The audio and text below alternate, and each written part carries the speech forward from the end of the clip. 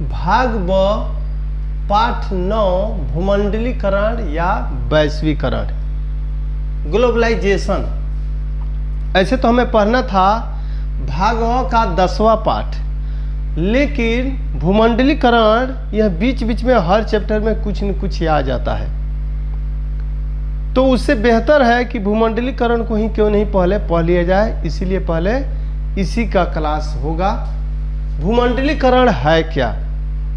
भूमंडलीकरण शब्द 1961 में शब्दकोश में शामिल हुआ, यानी भूमंडलीकरण शब्द वहाँ से परिचित हो गया, शब्दकोश में शामिल हो गया।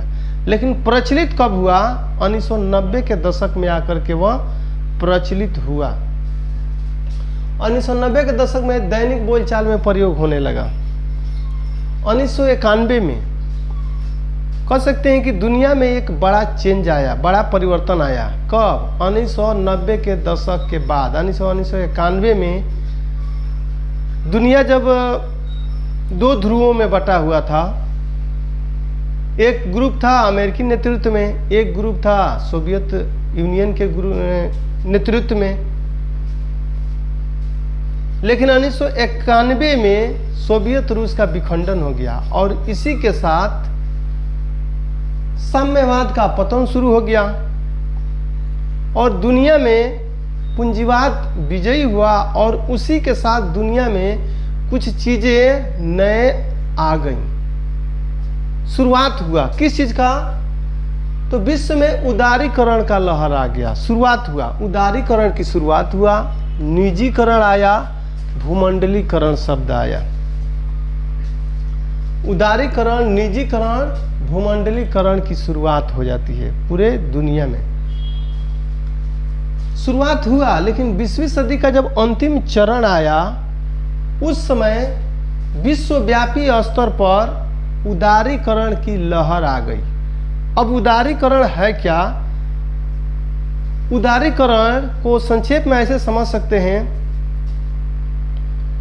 कि जब देश आजाद हुआ, हमारा देश जब आजाद हुआ तो आजाद होने के बाद देश ने कुछ ऐसे नियम बना दिए कि कोई भी बाहरी कंपनियां यहाँ पर आकर के व्यापार न करें। क्यों? क्योंकि हम पहले जानते हैं कि ईस्ट इंडिया कंपनी भारत में आया था, व्यापार करने के लिए ही आया था, लेकिन धीरे धीरे वहाँ पर राजनीति शुरू कर दिया और अपना भारत को अपना कॉलोनी में परिवर्तित कर दिया। तो अब कोई विदेशी कंपनी आकर के फिर वैसा न करे, इसीलिए ऐसा नियम बनाया गया कि विदेशी कंपनी कोई आके व्यापार न कर पाए। और यह केवल भारत ने नहीं, दुनिया का अधिकतम देशों ने ऐसा किया। लेकिन 1991 के बाद उदारीकरण का लहर आया। उदारीकरण का मतलब हो गया कि अब विदेशी कंपनियों के लिए भी दरवाजे खोले जाने लगे, उनके लिए ऐसे रूल बनाए जाने लगे ताकि वे भी देश में आकर के व्यापार कर सकें। तो विश्वव्यापी स्तर पर उदारीकरण की लहर आ गई। इसने प्रादेशिक तथा राष्ट्रीय पहचान को धूमिल कर दिया। प्रादेशिक पहचान यानी किसी खास प्रदेश का या किसी खास एक देश का पहचान था, अब कोई उसका सीमा नहीं रह गया, कोई बंधन नहीं रह गया, क्योंकि एक कंपनी है किसी भी देश में जाकर व्यापार कर सकता है।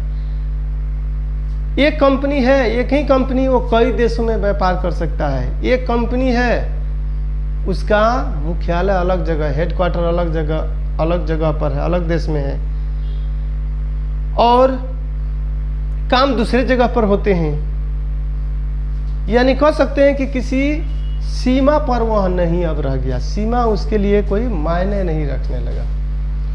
तथा राष्ट्रीय पहचान को धूमिल कर दिया था, यानी राष्ट्रीय पहचान भी अब समाप्त हो गया। तथा व्यापार, वित्त व सूचना का ऐसा विचित्रीकरण किया जिसे भूमंडलीकरण की संज्ञा दी गई। और यह किन किन क्षेत्रों में हुआ? तो व्यापार के क्षेत्र में। अगर कहा जाए कि जो भूमंडलीकरण है किन किन क्षेत्रों को प्रभावित किया, तो ऐसे सामाजिक क्षेत्र, सांस्कृतिक है, सामाजिक सांस्कृतिक क्षेत्र को, आर्थिक क्षेत्र को, और जो प्रौद्योगिकी है उस क्षेत्र को, लेकिन सबसे अधिक यह प्रभावित किया व्यापारिक क्षेत्र को, यानी आर्थिक क्षेत्र को ही प्रभावित किया। तो व्यापार का यानी उदारीकरण का जब दौर आया, तब एक कंपनी है कई देशों में जाकर के व्यापार कर सकती है, किसी दूसरे देश में जाकर के व्यापार कर सकती है, अपने देश में बैठे बैठे भी व्यापार कर सकती है। तो वित्त का भी प्रभाव पड़ा, व्यापार का और सूचना का आदान प्रदान हुआ। टेक्नोलॉजी बढ़ने से सूचना का आदान प्रदान का मतलब हो गया कि हम अपने मैसेज को या बात है मैसेज को दूसरे देशों में भेज सकते हैं, बात कर सकते हैं, इस सब का आदान प्रदान होने लगा। उसके लिए तो कोई बाउंड्री लाइन है नहीं। और इसी एकीकरण को भूमंडलीकरण कहा गया, यानी कह सकते हैं कि भूमंडलीकरण के कारण दुनिया सिमट गया, या कह सकते हैं दुनिया के देशों की जो सीमाएं थी वह मिट गई, और उसके परिणाम स्वरूप एक अलग प्रकार का विश्व बाजार उभरा, समरूपी विश्व बाजार उभरा। समरूपी संस्कृति का एक उदय हुआ, स्थानीय और सार्वभौमिक बिंदुओं का समागम हो गया। स्थानीय बिंदु और सार्वभौमिक बिंदु मतलब किसी क्षेत्र विशेष से, क्षेत्र विशेष है, कोई क्षेत्र विशेष है दुनिया से जुड़ गया, या दुनिया किसी एक छोटे से क्षेत्र विशेष से भी जुड़ गया। इसे रॉबर्टसन ने विशिष्टवाद का सार्वभौमिकरण कहा, या इसी को उन्होंने सार्वभौमवाद का विशिष्टीकरण कहा। यानी इसको कह सकते हैं कि जो स्थानीय है वो सार्वभौम हो गया, यानी छोटा सा छोटे क्षेत्र भी है वो विश्व लेवल पे आ गया। छोटा से छोटा जो क्षेत्र है वो विश्व पर जा सकता है, और पूरा विश्व भी है किसी भी क्षेत्र पर जा सकता है। जो स्थानीय है वो सार्वभौम है, और जो सार्वभौम है वो स्थानीय है, यानी दूरियां मिट गई। कह सकते हैं जो भूमंडलीकरण है इससे दुनिया के देशों के बीच की जो दूरियां थी वह मिट गई। भूमंडलीकरण का परिभाषा अगर देखा जाए तो भूमंडलीकरण का निश्चित कोई परिभाषा नहीं दिया जा सकता है। उसमें जितने विद्वान हैं वे अलग अलग इसके बारे में विचार रखते हैं। तब भी भूमंडलीकरण को समझने के लिए, समझाने के लिए हमें ये कोई परिभाषा तो तय तो करना पड़ेगा।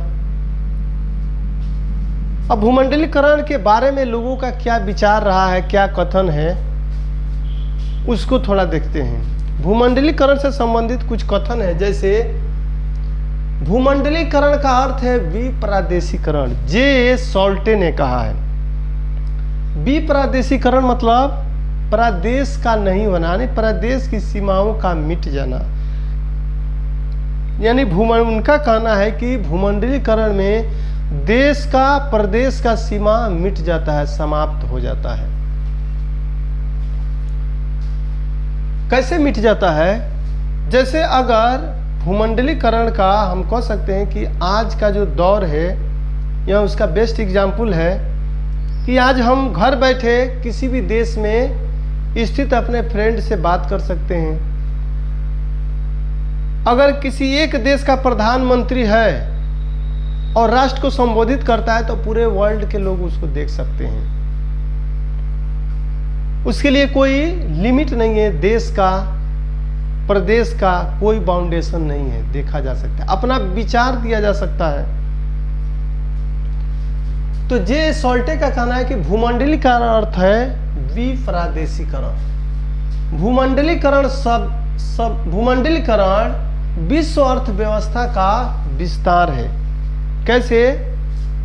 यह कहना है वालरस्टीन का, यानी भूमंडलीकरण कई क्षेत्रों में हुआ लेकिन सबसे अधिक प्रभाव डाला किस पर? तो आर्थिक क्षेत्र में। कैसे? बहुराष्ट्रीय जो कंपनियां हैं, मल्टीनेशनल जो कंपनीज हैं, अब किसी भी देश में जाकर के व्यापार कर सकती हैं। एक ही कंपनी है बहुराष्ट्रीय कंपनी, वो किसी भी कई देशों में जाकर के व्यापार कर सकती है। तो इससे हुआ यह कि भारत में जब उदारीकरण आया तो विदेशी कंपनियां भारत में आकर के व्यापार करना शुरू कर दी,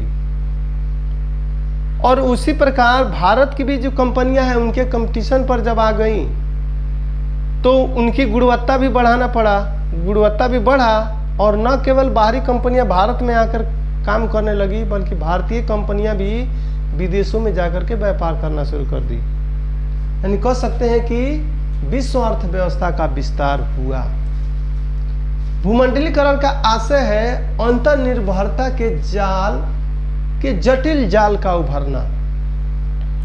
भूमंडलीकरण के कारण आज ऐसा है कि विश्व के सभी देश एक दूसरे से जुड़ाव महसूस करते हैं या जुड़े हुए हैं। जैसे एक देश की कोई समस्या है, कोई आवश्यकता है, जैसे भारत में हाल के दिनों में था प्याज की कमी हो गई तो भारत दूसरे देशों से प्याज मंगाया, अफगानिस्तान से प्याज आया या दूसरे देशों से मंगा सकता है। चीनी की अगर जरूरत है दूसरे देशों से मंगा सकता है। जिस देश को जरूरत है उस देश को सप्लाई कर सकता है।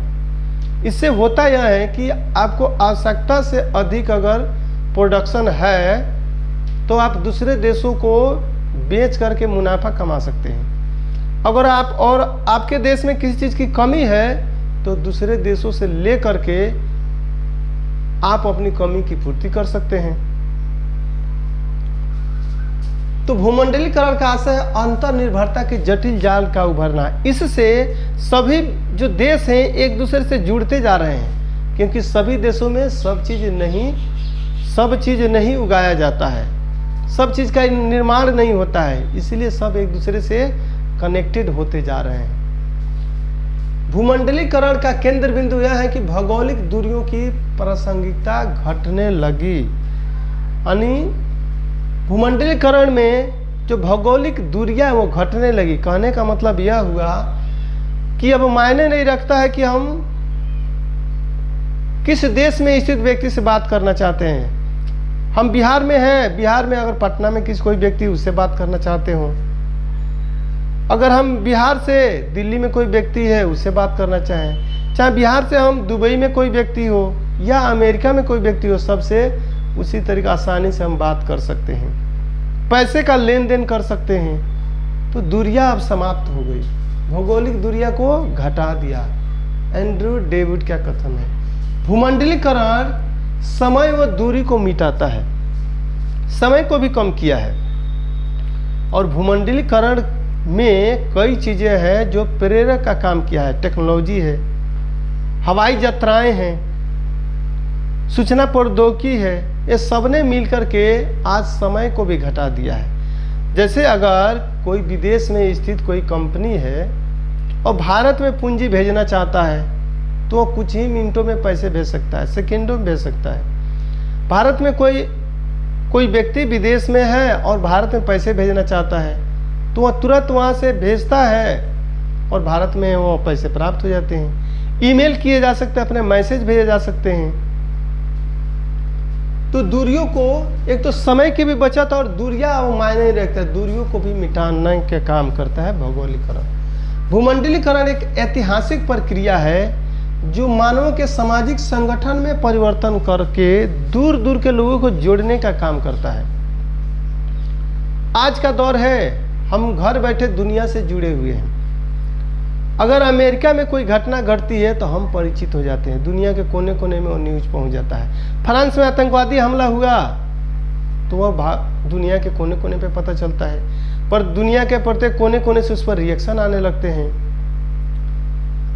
हम घर बैठे टेलीविज़न के माध्यम से है, नेट के माध्यम से है, दुनिया के किसी कोने में स्थित कोई समाज है उसके बारे में जान सकते हैं या अपने समाज के या संस्कृति के बारे में बता सकते हैं। यानी यह जोड़ने का काम करता है।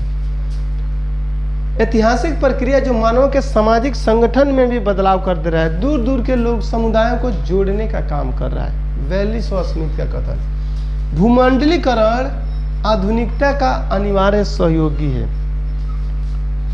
आधुनिकता, भूमंडलीकरण अगर है तो आधुनिकता है। अभी अगर भूमंडलीकरण नहीं रहे, आधुनिकता का मतलब हो गया आज का जो व्यक्ति है अगर चाहता है कि कोई हमको ऐसा चीज चाहिए जो वर्ल्ड में बेस्ट हो, बेस्ट प्रोडक्ट हो, घड़ी हो, कपड़े हो या कोई भी जरूरत का सामान अगर चाहिए तो वो आज प्राप्त कर सकता है। उसके लिए वह मुश्किल नहीं है, अगर विदेश का सामान है या कोई भी सामान है उसको खरीदारी कर सकता है, प्राप्त कर सकता है। तो भूमंडलीकरण आधुनिकता का भी पर्याय है, आधुनिकता का भी सहयोगी है, यह कहा आर रॉबर्टसन ने। यानी भूमंडलीकरण से संबंधित हमने कई कथन देखे। तो इस प्रकार हम कह सकते हैं कि भूमंडलीकरण का कोई एक निश्चित परिभाषा नहीं दिया जा सकता है, लेकिन इतना तो है, इतना हम समझ सकते हैं कि भूमंडलीकरण है क्या। भूमंडलीकरण से पूरा विश्व छोटा होता चला गया, यानी कह सकते हैं कि दुनिया मिट गई। और दुनिया मिटने का कारण क्या हो गया? तो टेक्नोलॉजी का आना, सूचना प्रौद्योगिकी का आना और दुनिया में उदारीकरण का आ जाना। उदारीकरण के कारण भी एक कंपनी है कई देशों में जाकर के अपना व्यापार करने लगी, सब देश एक दूसरे से जुड़ने लगे। भूमंडलीकरण के 3 पक्ष हैं। ऐसे भूमंडलीकरण के जो आयाम है, डायमेंशन है, कई हैं, लेकिन 3 मेन हैं। उन तीनों में भी कहा जाए तो सबसे अधिक इकोनॉमिक है, आर्थिक आयाम। सामाजिक एवं सांस्कृतिक आयाम है क्या भूमंडलीकरण के? भूमंडलीकरण के कारण दुनिया में जो भी समाज है, संस्कृति है, उसके बारे में लोग जानने लगे हैं, जुड़ने लगे हैं। यानी हम घर बैठे दुनिया के किसी भी कोने में कोई संस्कृति है जिसके बारे में हम नहीं जानते थे, हम उसके बारे में भी जानने लगे और अपनी संस्कृति को दुनिया को बताने लगे। इससे संस्कृति का जुड़ाव हो रहा है, समाज का जुड़ाव हो रहा है, तो यह भी प्रभावित कर रहा है। राजनीतिक आयाम पे है। आज भूमंडलीकरण है, राजनीति को भी प्रभावित कर रहा है। पिछली जो चुनाव हुए थे अमेरिका के, यानी जब चुनाव के लिए खड़े हुए थे अमेरिका के राष्ट्रपति डोनाल्ड ट्रंप, और जब उनकी जीत हुई थी तो कहा गया उनकी जीत में रूस का बहुत बड़ा हाथ रहा। अब यह कैसे हो सकता है कि अमेरिका का चुनाव है और रूस का हाथ हो? और अब की बार का जो चुनाव है जिसमें डोनाल्ड ट्रंप की हार हुई और जो बाइडेन की जीत हुई है, इसमें कहा गया कि इसमें भी बाहरी लोगों का बहुत अधिक रोल रहा। आज किसी भी देश का चुनाव है, यह नहीं कह सकते कि पूरी तरीके से उसी देश का रह गया, यानी दुनिया के बहुत से लोग हैं जो उसको प्रभावित कर रहे हैं। कंपनियां हैं, ट्विटर है, फेसबुक है, ये सब उसको प्रभावित कर रहे हैं। आर्थिक आयाम है क्या? भूमंडलीकरण के का सबसे अधिक प्रभाव आर्थिक ही है। आर्थिक आयाम में यह है कि बहुराष्ट्रीय कंपनियां, पहले सभी देश संरक्षणवादी नियम अपनाए हुए थे कि अगर कोई बहुराष्ट्रीय कंपनियां आती हैं जिनके पास पैसे बहुत अधिक हैं, अगर वो आ जाते हैं हमारे यहाँ बाजार में, अगर चले आते हैं तो यहाँ के जो दुकान हैं उसको प्रभावित कर सकते हैं, प्रभावित करेंगे। इसलिए उनके लिए रुकावटें थीं, लेकिन अब सभी देशों ने धीरे धीरे अपने बाजार खोलने शुरू कर दिए और इसका प्रभाव ये हुआ कि बहुराष्ट्रीय कंपनियां पूरे दुनिया में जाकर के व्यापार करने लगी। ऐसे दुनिया के कुछ देश जो छोटे देश हैं जो ऐसा रूल अभी नहीं अपनाए, उदारीकरण पर नहीं चल रहे हैं, तो बड़े जो देश हैं उन पर दबाव भी डालते हैं ताकि वे जाकर के व्यापार कर सकें। और इससे यह भी हुआ कि जिस देश में बहुराष्ट्रीय कंपनियां आईं उस देश में एक प्रतिस्पर्धा आ गई, कंपटीशन का माहौल आ गया और उसके चलते वे भी अपना गुणवत्ता में विस्तार किए और अपनी संभावनाएं दूसरे देशों में भी खोजने लगे। भारत की भी कंपनियां हैं जो विदेशों में जाकर के अपना कारोबार कर रही हैं। टाटा है, एयरटेल है, ये सब कंपनियां विदेशों में भी जाकर काम कर रही हैं। तो आर्थिक आयाम भी है। भूमंडलीकरण की क्या क्या विशेषताएं हैं? प्रादेशिक दूरियां और सीमाओं के होते हुए समकालीन विश्व में अनेक नए विकास, यानी प्रदेश, अलग अलग देश प्रदेश तो हैं ही, उनके होते हुए भी एक अलग प्रकार का विश्व का निर्माण हो रहा है। नए सांस्कृतिक मूल्यों का संचार, चूंकि जितनी संस्कृतियां हैं आपस में जुड़ रही हैं, एक दूसरे के बारे में जान रही हैं, तो वह भी जुड़ाव हो रहा है। पूंजी का मुक्त प्रवाह, कोई भी बड़ी कंपनी है अगर भारत में व्यापार करना चाहती है तो वह पूंजी आसानी से ला सकती है।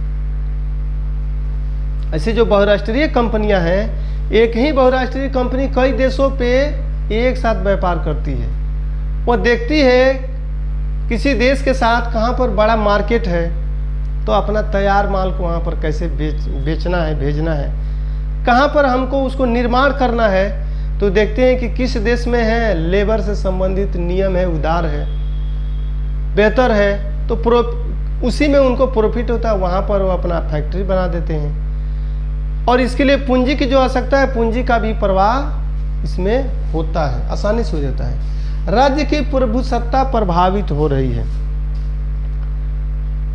और आजकल का है, अभी ट्विटर से संबंधित विवाद तो अभी चल ही रहा है। बार बार यह कहा जा रहा है कि ट्विटर मात्र एक कंपनी है, वो देश चलाने की बात न करे। यानी उसका यह कहना कि भाई उसमें जो भी चीज़ें, कोई भी ट्विटर पर आरोप लगाया जाता है कि वह किसी खास विचारधारा को ज़्यादा से ज़्यादा प्रभावित करता है। उसका सफाई है कि हम जो सही बातें हैं उसको पहुंचाते हैं। अब सही कौन है, गलत कौन है, वो कैसे पता चलेगा? तो इसलिए वे देश की प्रभुसत्ता को भी प्रभावित कर रही है। कंपनियां भी प्रभुसत्ता को प्रभावित करती हैं। एक देश है दूसरे देश के साथ कैसा रिलेशन हो, वह कंपनियों के दबाव में देश तय करते हैं। विश्व घटना से लोग प्रभावित हो रहे हैं। कहीं पे युद्ध हो रहा है, लोग मारे जा रहे हैं और दुनिया के किसी दूसरे कोने में बैठे लोग उससे प्रभावित हो रहे हैं। अंतर्निर्भरता में वृद्धि, भूमंडलीकरण के कारण दुनिया का देश में परस्पर निर्भरता बढ़ते जा रही है।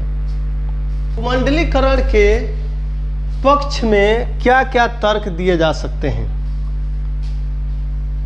सबसे पहला, आर्थिक रूपांतरण की गति तेज हुई है। भूमंडलीकरण से आर्थिक रूपांतरण की जो गति है वो तेज हुई है, निश्चित रूप से हुई है। दूसरा, संचार व्यवस्था ने विश्व संस्कृति का निर्माण किया है।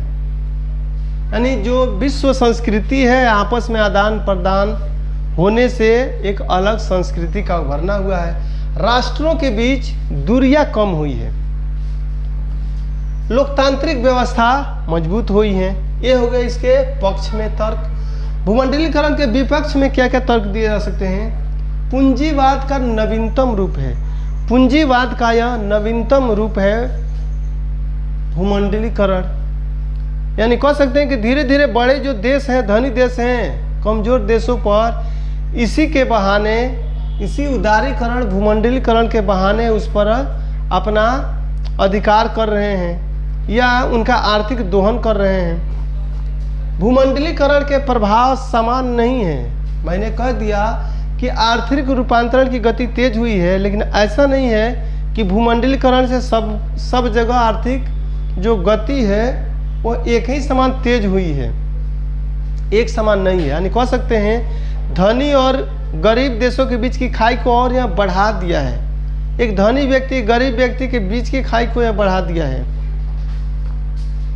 विकसित देशों द्वारा गरीब देशों का शोषण, विकसित देश की जो बड़ी कंपनियां हैं गरीब देशों में जाकर अपना व्यापार करना शुरू करती हैं, वहाँ पर उद्योग स्थापित करती हैं और उनका शोषण करती हैं। राष्ट्र राज्य की प्रभुसत्ता पर भी प्रहार हो रहा है। राष्ट्र राज्य की प्रभुसत्ता को भी यह प्रभावित कर रहा है, चैलेंज कर रहा है। उसके बाद अमीर एवं गरीब देशों के बीच आर्थिक खाई लगातार बढ़ती जा रही है। जो धनी देश हैं और धनी होते जा रहे हैं, गरीब देश हैं गरीब होते जा रहे हैं, उनके बीच की खाई बढ़ रही है। धनी देशों द्वारा पूंजी, वस्तु, सेवा का प्रवाह लगातार जारी है। पूंजी लगा रहे हैं, धनी देश हैं, वह दूसरे देशों में जाकर पूंजी निवेश करते हैं और उनसे धन कमाते हैं। सेवा का विस्तार हो रहा है, वस्तु का प्रवाह हो रहा है, लेकिन श्रम का प्रवाह वे नहीं होने दिए। श्रम का भी प्रवाह होता तो जो गरीब देश के जो श्रमिक है उनका भी भला होता। भूमंडलीकरण का प्रभाव विश्वव्यापी है। जब विश्व भर में भूमंडलीकरण का प्रभाव जब बढ़ रहा है तो भारत उसे अछूता कैसे रह सकता है। 1991 में सोवियत रूस के विखंडन के बाद पूरे विश्व में उदारीकरण, निजीकरण और भूमंडलीकरण का दौर चला। भारत भी उससे अछूता नहीं रहा। 1991 में भारत के प्रधानमंत्री नरसिंह राव थे, उन्होंने भी इसका पक्ष लिया, उदारीकरण के तरफ कदम बढ़ाया। उन्होंने नेहरू की जो संरक्षणवादी नीति थी उसको समाप्त कर एक नए दिशा में उदारीकरण के तरफ पहल किया। उनके बाद जब प्रधानमंत्री आते हैं मनमोहन सिंह 2004 में, उन्होंने भी उसी को आगे बढ़ाया, उदारीकरण को बढ़ाया। और न केवल वहीं, उनसे पहले जो वाजपेयी थे उन्होंने भी उदारीकरण को ही बढ़ावा दिया। और वर्तमान में जो सरकार है, मोदी सरकार है, उन्होंने भी उदारीकरण को ही बढ़ावा दिया। उन्होंने इसको बढ़ावा देते हुए मेक इन इंडिया कार्यक्रम चलाया। मेक इन इंडिया कार्यक्रम है क्या? कोई भी विदेश की कंपनी है, देसी विदेशी कंपनी, भारत में आकर के आप अपना सामान का निर्माण कर सकते हैं, प्रोडक्शन कर सकते हैं, आप कहीं भी सामान को बेचो, लेकिन आप भारत में आकर के सामान का निर्माण कर सकते हैं। यानी कह सकते हैं भारत को एक तरीके से फैक्ट्री बनाने का काम। इसके लिए सरकार के द्वारा उनको कई तरह के सहूलियतें दी जा रही हैं। जमीन दिया जाना, नियमों में उदारता लाना, तो सरकार उसी दिशा में आगे बढ़ रही है। तो भारत के अगर संदर्भ में कहा जाए कि जो भूमंडलीकरण है उसका पक्ष में क्या क्या बातें हैं, तो हम कह सकते हैं कि भारत को सभी विकसित और विकासशील देशों के साथ मिलकर काम करना चाहिए। इसके लिए भूमंडलीकरण आवश्यक है, सभी के साथ मिलजुल बना के रखना है। विदेशी पूंजी का निवेश, जब आप इस दिशा में जब आगे बढ़ जाते हैं तो आपके देश में पूंजी का निवेश होगा, उस पूंजी से भारत का विकास होगा, उस पूंजी का कई क्षेत्रों में निवेश होगा और कई क्षेत्रों का विकास होगा। देश में उत्पादन बढ़ेगा। विदेशी कंपनियां जब आएंगी, फैक्ट्रियां लगाएंगी, कंपनियां अपना जब आएंगी तो उसमें भारतीयों को ही रोजगार मिलेगा, देश में उत्पादन बढ़ेगा, लोकतंत्र का सुदृढ़ीकरण होगा। ये सब पक्ष में कह सकते हैं। अब देखते हैं कि भूमंडलीकरण का भारत के संदर्भ में क्या, विपक्ष में क्या क्या तर्क हैं। अंतर्राष्ट्रीय पूंजीवाद के चंगुल में जैसे कहा गया कि भारत पर सबसे पहले व्यापारिक कंपनी ही ईस्ट इंडिया कंपनी आई थी, वह भी व्यापार करने के लिए ही आई थी और भारत को अपना गुलाम बना लिया। अब फिर नए रूप में वही कंपनियां विदेशों में जा कर के उस देश को प्रभावित कर रही है, क्योंकि जो विदेशी कंपनियां उनके पास इतने पैसे हैं, जो छोटे मोटे दुनिया के कई देश हैं उनसे अधिक पैसे उनके पास है, तो वे उस देश को निश्चित रूप से प्रभावित कर सकते हैं और देश को उनके चंगुल में फंसने का खतरा है। विदेशी शक्तियां वित्तीय बल पर घरेलू मामलों में भी हस्तक्षेप करने शुरू कर देते हैं। विदेशी कंपनी ज़्यादा मुनाफा कमाती है, किसी देश पर भी जाकर के मुनाफा अधिक से अधिक कमाती है, यानी उस देश का आर्थिक शोषण किया जाता है।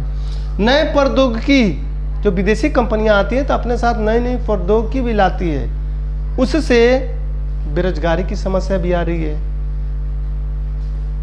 इससे यह भी कह सकते हैं कि अमीर और गरीब के बीच की खाई भी बढ़ते जा रही है। तो यह हो गया चैप्टर भूमंडलीकरण।